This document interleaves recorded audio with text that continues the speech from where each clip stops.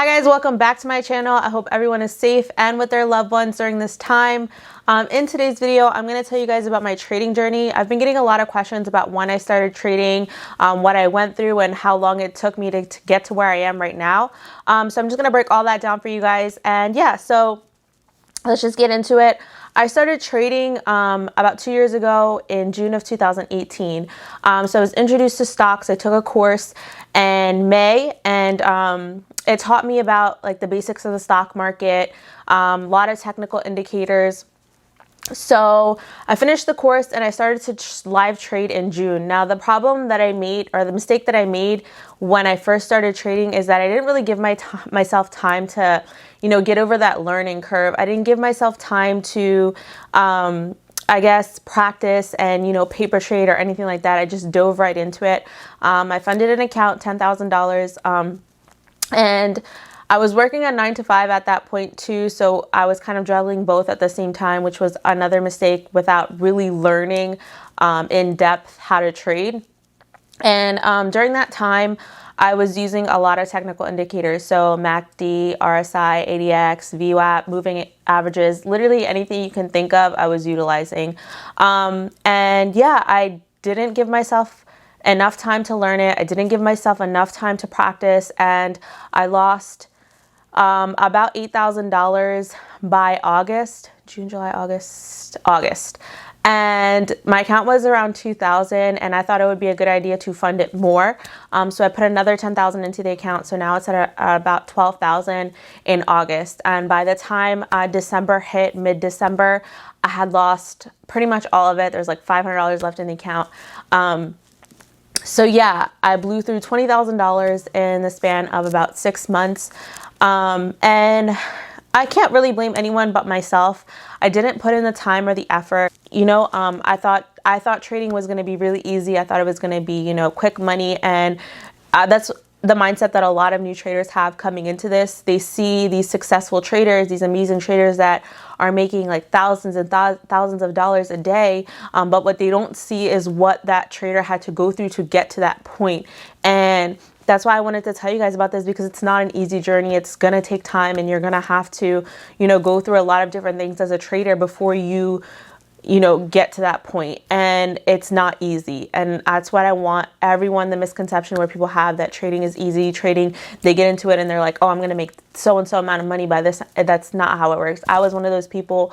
I thought the same thing, and I was slapped back into reality, by the market. I kind of gave up in December. I was like, oh, trading's not for me. Plus I had this mindset where like, could I even do this being a girl in the trading world? At that point, there was not a lot. Now I see a lot of females in the trading community, and I think it's so amazing to see. Like, I love seeing females killing it. But when I was doing it, like, there wasn't a lot of female traders. At least I didn't know of a lot of female traders that were doing really well. And I kind of thought to myself, like, is this something that I can even do? Like, this is a male dominated industry. Like, I just don't think I could do this. And losing that 20,000 and blowing through those 2 accounts kind of solidified that for me. Another thing that I want to tell you guys, like, I have certain goals in life that I've always had, and I knew that I had to do certain things to get to those goals. And my ultimate goal is to be able to take care of my family, my parents, my brothers, to give them the life that they deserve. And I knew that, going through college, getting a degree, getting a 9 to 5, working for the rest of your life wasn't going to get me what I wanted. So in January, I started doing a lot of self-evaluation, kind of trying to understand why I was where I was in life and why I was so unhappy with where I was in life, working a 9 to 5, working for someone else. It wasn't just the 9 to 5. Even before I finished college, when I was working, I worked a lot of different jobs, and I was never really happy because I don't like answering to people. I don't like having a boss standing over me. I don't like someone telling me what to do. That's just who I am as a person. So I decided to give trading another shot in about the end of January, February, but this time, like, I wanted to do it differently. So I went back and I did as much research as I could possibly do. I got books, I looked at videos, I Googled everything and anything that I had questions on. And that's what people also don't understand, is there's so much material, so much learning material out there on the internet, in a bookstore, anywhere you go.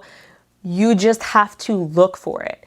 And what I mean by look for it is actually put in the effort to learn on your own. And that's what I had to do. I had to read different books. I had to, watch different videos, and it did take time. I put in the time to actually practice paper trade.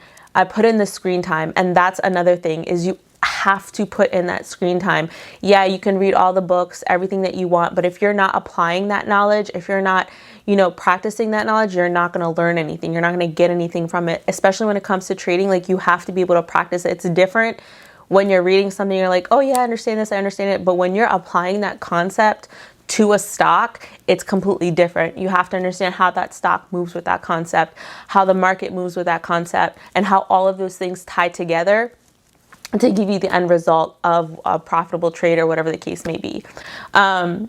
So yeah, in February, I just took the month to just literally learn. I would sit during the live days and I would just watch the market. I'd have setups for the day. Obviously I wouldn't take any because I didn't even fund my account at this point.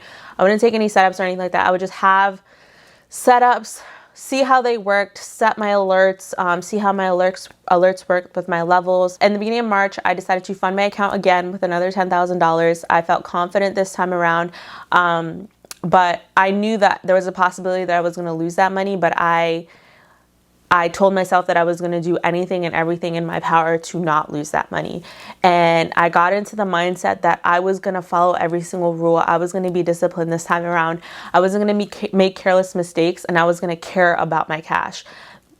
That's another thing, is sometimes I feel like when I first started trading, I was a little reckless because I thought that I was going to make fast money and I was just making dumb trades, even though I knew at some point that, maybe I should take a step back, but that need to trade, that want, that desire to make money, that greed that kicks in at some point in a trader's journey, you'll get to the peak of where you hit your greediness and you'll do anything to achieve that profit goal. And that's the mistake that a lot of people make, that they don't take a step back in that moment.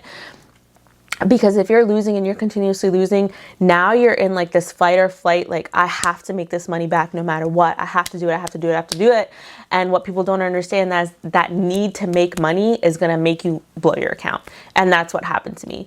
So this time around, I told myself, I was like, listen, I'm funding my account another $10,000. I was like, there's a possibility that I could lose this money again. I'll be down 30K, that. I don't know what to do at that point, but I'm going to do whatever it takes not to. I have put in the time. I'm confident that I know what I'm doing this time around. So by July of 2019, I had raised the 10,000 to 30,000. And in July is when I was introduced to options trading and scalping.